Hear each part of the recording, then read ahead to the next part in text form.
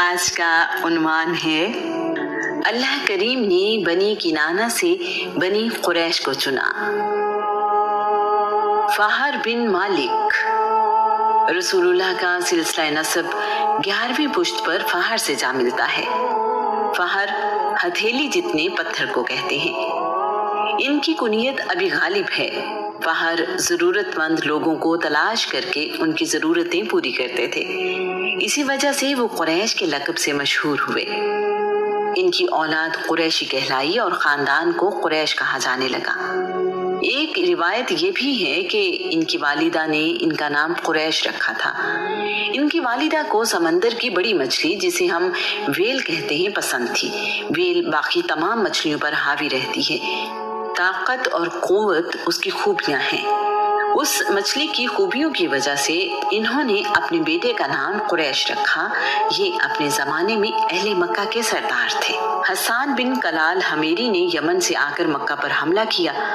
حسان بن کلال کا مقصد وہ پتھر جن سے اللہ کے نبی ابراہیم نے کعبہ کی تعمیر کی تھی ان کو یمن لے جانا تھا۔ اس کی تفصیل ہاتھی والے میں بیان ہوگی۔ عرب قبائل کے سپہ سالار فہر بن مالک تھے۔ اس جنگ میں یمن کی فوج کو شکست ہوئی۔ حسان بن کلال کو حارث بن فہر بن مالک نے قید کیا۔ حسان 3 سال قید رہا۔ اس جنگ میں فہر بن مالک کا پوتا قیس بن غالب بن فہر شہید ہوا۔ غالب بن فہر رسول اللہ کا سلسلہ نسب 10ویں پشت پر غالب سے جا ملتا ہے۔ ان کی والدہ کا نام بنت حارث بن تمیم ہے۔ ان کی کنیت ابو تمیم ہے۔ ان کے 2 بیٹے تھے جن کے نام تمیم اور حارث ہیں۔ لوئی بن غالب رسول اللہ کا سلسلہ نسب 9ویں پشت پر لوئی سے جا ملتا ہے۔ لوئی لوا یعنی علم یا پرچم سے ماخوذ ہے۔ ان کی والدہ کا نام عاتکہ بنت یخلد بن ندر ہے۔ یہ بڑے جہاں دیدہ شخص تھے، حکمت، علم اور بصیرت والے تھے۔ لوئی کو اللہ کریم نے نرم طبیعت اور دانائی کی صفات سے نوازا تھا۔ بچپن میں ایسے ہی جملے آپ کی زبان سے نکلتے جو ضرب المثل بن جاتے تھے۔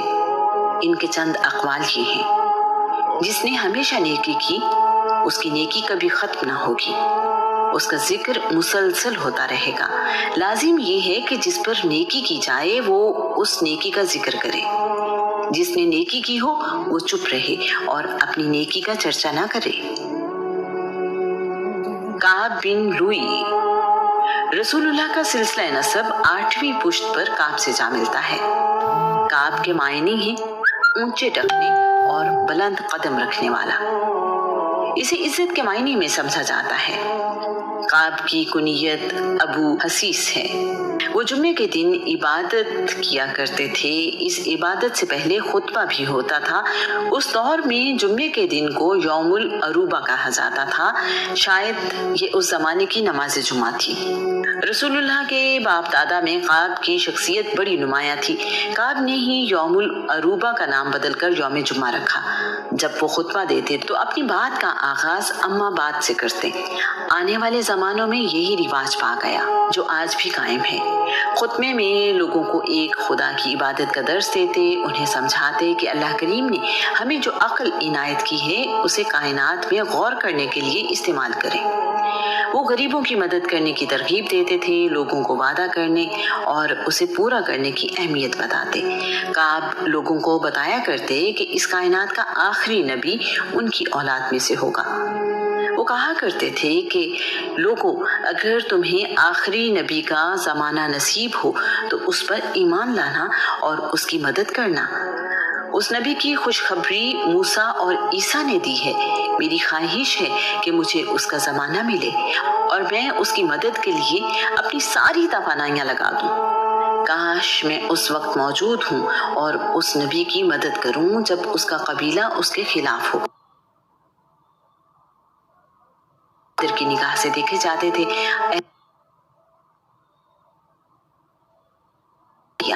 عام الفیل تک عرب اپنے سالوں کا کرتے رہے۔ کعب اور رسول اللہ کی آمد کے درمیان 560 سال کا عرصہ ہے۔ انہی کے بیٹے عدی کی اولاد میں عمر بن خطاب پیدا ہوئے۔ مرہ بن کعب रसूलुल्लाह का सिलसिला नसब 7वीं पुश्त पर मुर्रा से जा मिलता है। मुर्रा ताकतवर और तल्ख मिजाज दोनों के लिए इस्तेमाल होने वाला लफ्ज है। इनकी कुनियत अबू यक्सा है। इनके बेटे तीन की औलाद में अबू बकर पैदा हुए। कलाब बिन मुर्रा रसूलुल्लाह का सिलसिला नसब 6ठी पुश्त पर कलाब से जा मिलता है। इनका नाम हकीम है। बास तारीख दानों के मुताबिक इनका नाम अरवा है। इनकी कुनियत अबू ज़हरा है। ये बीबी आमना के भी 30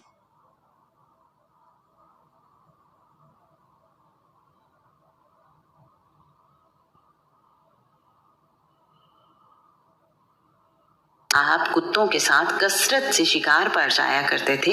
इसी निस्बत से इन्हें कलाब यानी कुत्ते पालने वाला कहा जाने लगा। इनके मुतालिक ये भी मशहूर है कि अरबी महीनों को नाम इन्होंने दिए थे। इन्होंने ही सोने से बनी हुई 2 तलवारें काबा के अंदर सजाई। कुस्सा बिन कलाब रसूलुल्लाह का सिलसिला नसब 5वीं पुश्त पर कुस्सा से जा मिलता है। कुस्सा के मायने हैं दूर से आया हुआ। कुस्सा का असल नाम ज़ैद है। आप रसूलुल्लाह से 171 साल पहले 400 ईस्वी के करीब पैदा हुए। ज़ैद अभी दूध पीते बच्चे थे कि इनके वालिद कलाब वफात पा गए। अरब में औरतों के लिए भी दूसरी या तीसरी शादी करना आम था। ज़ैद की वालिदा फातिमा बिन्त साद ने कलाब की वफात के बाद कबीला बनी अज़रा के रबिया बिन हराम से शादी कर ली। रबिया इनको लेकर अपने मुल्क फ़लस्तीन चले गए। फातिमा बिन्त साद अपने बेटे ज़ैद को साथ ही ले गई, जबकि बड़ा बेटा ज़हरा मक्का में ही मुकीम रहा। ज़ैद शायद सारी जिंदगी फ़लस्तीन में ही रहते, लेकिन जब उन्होंने तीर अंदाजी में बनी अज़रा के नौजवानों को हराया तो बनी अज़रा के नौजवानों ने उन्हें मारा पीटा और गैर मुल्की होने का ताना दिया। ज़ैद ने वालिदा से शिकायत की तो उन्होंने ज़ैद को उनके बाप दादा के मुतालिक सारी तफसील बताई।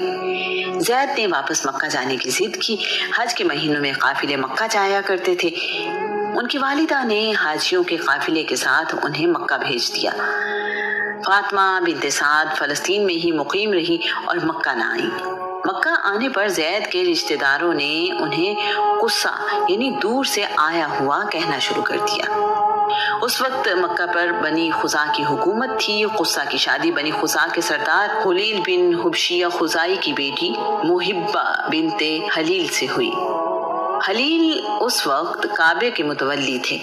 बनी खुजा के सरदार हुलील ने कुस्सा के हक में काबे की देखभाल और इंतजाम से दस्तबरदारी का ऐलान कर दिया। कबीला बनी खुजा ताकत के सिवा किसी चीज को नहीं मानता था, इसलिए दोनों कबाइल में लड़ाई हुई। कुस्सा ने अपनी वालिदा के कबीले की हिमायत हासिल की। उनके हक में रूमी सल्तनत ने भी मुदाखलत की। बनी खुजा को मक्का छोड़ना पड़ा और वो मक्का के इर्द गिर्द रहने लगे। ये लड़ाई 440 ईस्वी में हुई। उस वक्त कुस्सा की उम्र तकरीबन 40 साल थी। इस तरह तकरीबन 450 साल बाद मक्का की हुक्मरानी और काबे की देखभाल बनी इस्माइल के पास आ गई। कुस्सा अब मक्का के सरदार थे। कुस्सा भी जुम्मे के दिन अपनी कौम को जमा करते और वाजो नसीहत करते। वो भी आखिरी नबी के आने की बिशारत दिया करते थे। वो भी कहा करते थे, जब वो नबी आए तो बगैर किसी पसोपेश उस नबी की पैरवी करना। कुस्सा एक बेहतरीन मुंतजिम और इनकलाबी रहनुमा थे। कुस्सा से पहले मक्का के लोग खैमों में रहा करते थे। उन्होंने लोगों को इजाजत दी कि वो पत्थर और ईंट के घर बनाएं। घर बनाते हुए उन्होंने काबे के तवाफ के लिए काफी जगह खाली छोड़ी। उन्होंने मक्का को एक शहर की शक्ल दी। उनके दौर में मक्का को खुशहाली नसीब हुई। कुस्सा ने ही जरूरत के तहत दरख्त काटने की इजाजत भी दी। इससे पहले मक्का में दरख्त काटना मनहूस ख्याल किया जाता था। उस वक्त तक इब्राहिम की बनाई हुई बैतुल्लाह की इमारत काफी कमजोर हो चुकी थी। कुस्सा ने उसको गिराकर नई तामीर करवाई। कुस्सा ने मक्का में एक मजलिस कायम की जिसका नाम दारुन नदवा रखा।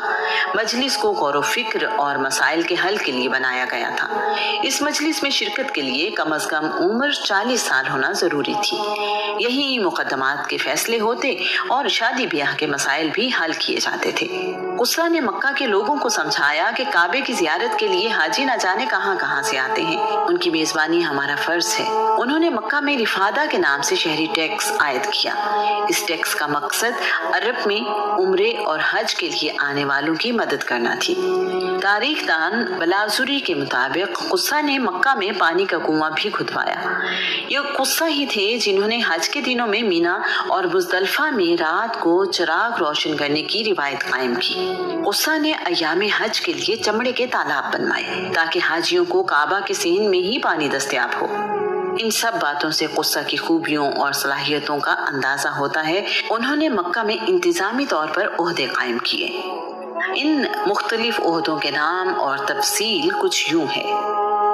सिकाया, ये मक्का में रहने वाले हाजियों को पानी पिलाने की जिम्मेदारी थी।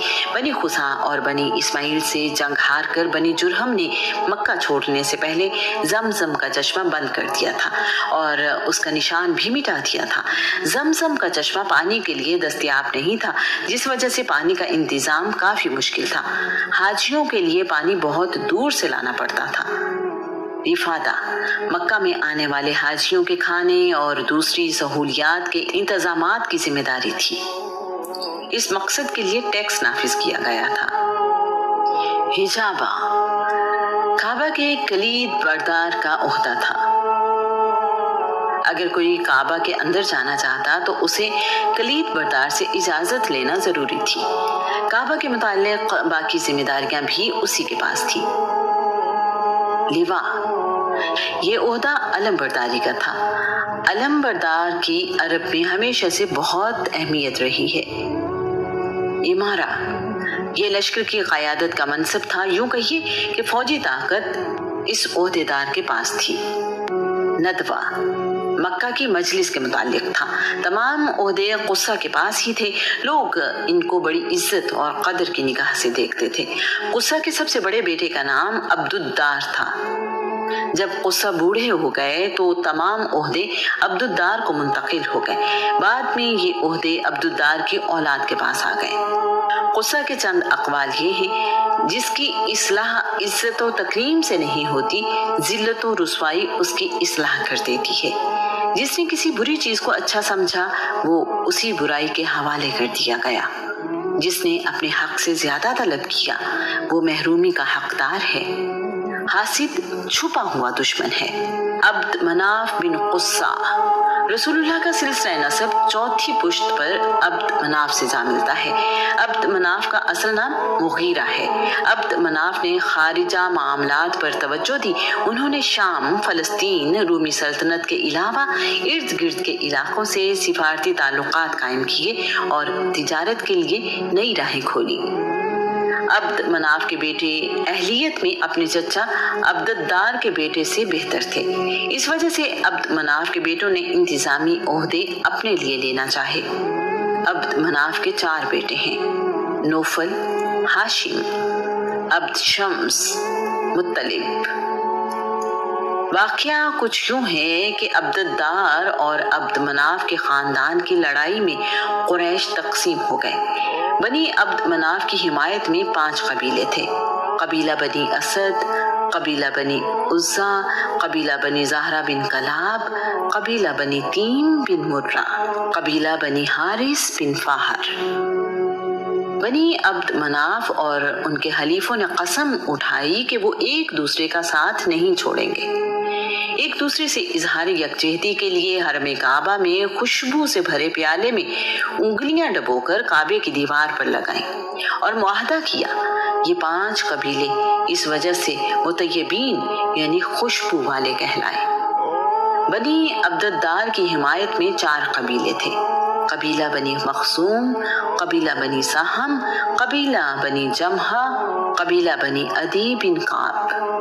बनी अब्दुद्दार और उनके हलीफों ने भी कसम उठाई कि एक दूसरे का साथ नहीं छोड़ेंगे। उन्होंने खून से भरे प्याले में उंगलियां डबोई और चाट ली। इन कबीलों को लुकातुद्दम यानी खून को चाटने वाला कहा गया। इन्हें अहलाफ भी कहा जाता है। लड़ाई होते होते रह गई और बात आपस में तय हो गई। फैसला किया गया कि सिकाया और रिफादा बनी हाशिम को मिलेंगे। हिजाबा, लिवा और नदवा के ओहदे बनी अब्दुद्दार के पास रहेंगे। क़यादत बनी अब्द शम्स को दी जाएगी। यहाँ एक तारीखी हकीकत का इजहार भी ज़रूरी है। सिकाया और रिफादा की जिम्मेदारियाँ हाशिम को मिली। हाशिम के बाद मुत्तलिब और उनके बाद अब्दुल मुत्तलिब को ये ओहदे मिले। अब्दुल मुत्तलिब के बाद ये जिम्मेदारी अबी तालिब बिन अब्दुल मुत्तलिब को मिली। अबी तालिब ने अपनी जिंदगी में ही ये जिम्मेदारी अपने भाई अब्बास बिन अब्दुल मुत्तलिब के हवाले कर दी। दूसरी तरफ क़यादत अब्द शम्स से उसके बेटे उमैया को मिली। उमैया की औलाद बनी उमैया कहलाई। उमैया के बाद हर्ब और हर्ब के बाद अबू सुफियान बिन हर्ब को मिली। यही वजह है कि ग़ज़वाए उहद और ग़ज़वाए खंदक में अबू सुफियान ही उनका सिपा सालार था। अबू सुफियान ग़ज़वाए बदर में शरीक न हुआ। इसी कबीले से उतबा बिन रबिया बिन अब्द शम्स ग़ज़वाए बदर में सिपा सालार थे। कबीला बनी कुरैश और उसकी शाखें कुछ यूं हैं: बनी हारिस, बनी महारिब, बनी गालिब, बनी जमा, बनी साहम, बनी आमिर, बनी अदी, बनी मखसूम, बनी तीम, बनी कलाब, बनी ज़हरा, बनी असद, बनी हाशिम, बनी उमैया।